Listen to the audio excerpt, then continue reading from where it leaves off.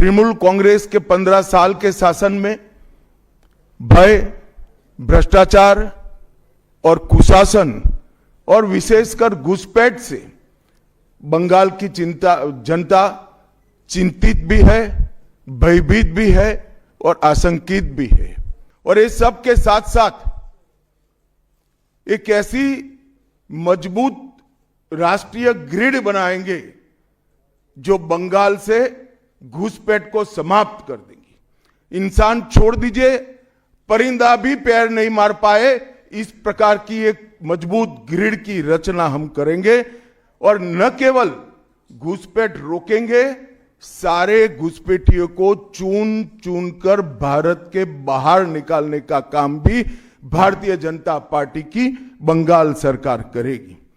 आज ममता बनर्जी के नेतृत्व में भ्रष्टाचार के कारण पूरे बंगाल का विकास एक प्रकार से थम गया है। मित्रों, जहां पर भी बंगाल में जाते हैं, पूरे बंगाल की जनता घुसपैठियों से त्रस्त है। क्या कोई राज्य सरकार ऐसी हो सकती है जो घुसपैठियों की पनाहगाह अपने राज्य को बना दे?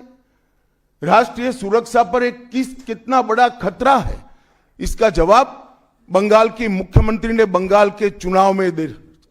घुसपैठ रोकने के लिए उनके पास क्या योजना है? आर्टिकल 370 हटता है, वो विरोध करती है।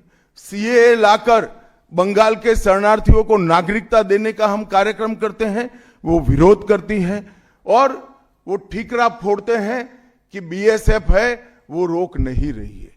ममता जी, मैं आज आपको इस सार्वजनिक प्रेस वार्ता में पूछना चाहता हूं कि कौन सी सरकार है बांग्लादेश की पूरी सीमा पर जो वाड़बंदी करने के लिए, बॉर्डर पर फेंसिंग करने के लिए जमीन नहीं देती है? अगर आप जवाब न दे पाए तो मैं ही देता हूं। आपकी ही सरकार है जो जमीन नहीं देती है, जिसके कारण फेंसिंग का काम समाप्त नहीं होता है। फिर भी भौगोलिक रूप से कठिन सीमा पर से कोई घुस कर आता है तो कहां जाता है? सबसे पहले बंगाल के गांव में जाता है। आपका पटवारी क्या कर रहा है? आपका थाना क्या कर रहा है? क्यों इसको अरेस्ट नहीं किया जाता? क्यों उस पर केस दर्ज नहीं होता? क्यों इसको वापस भेजा नहीं जाता? जवाब है क्या आपके पास? क्या बंगाल की मुख्यमंत्री जवाब दे सकती है कि असम में घुसपैठ क्यों बंद हो गई? त्रिपुरा में घुसपैठ क्यों बंद हो गई? गुजरात और राजस्थान की बॉर्डर पर घुसपैठ क्यों नहीं होती है? पंजाब की बॉर्डर पर घुसपैठ क्यों नहीं होती है? कश्मीर की बॉर्डर पर घुसपैठ क्यों नहीं होती है? सिर्फ बंगाल में क्यों होती है?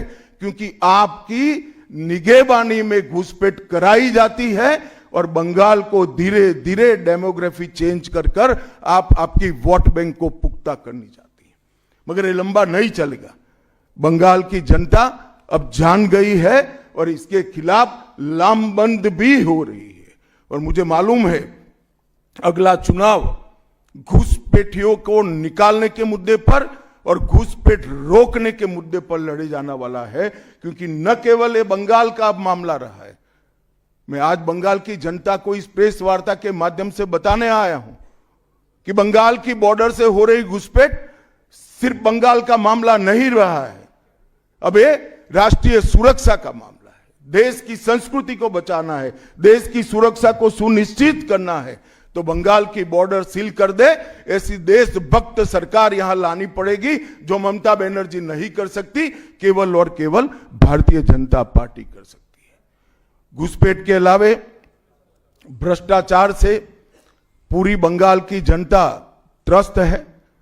रोजवेली चिटफंड घोटाला, कैश फॉर क्वेरी घोटाला, एसएससी घोटाला, नगर पालिका नगर नियम का भर्ती का घोटाला, गाय तस्करी का घोटाला, राशन पीडीएस का घोटाला, मनरेगा का घोटाला, पीएम आवास का घोटाला, इतने सारे घोटाले हैं कि मैं पूरा लिस्ट पढ़ूंगा तो मेरी प्रेस कॉन्फ्रेंस का पूरा हिस्सा ही उसमें चला जाएगा।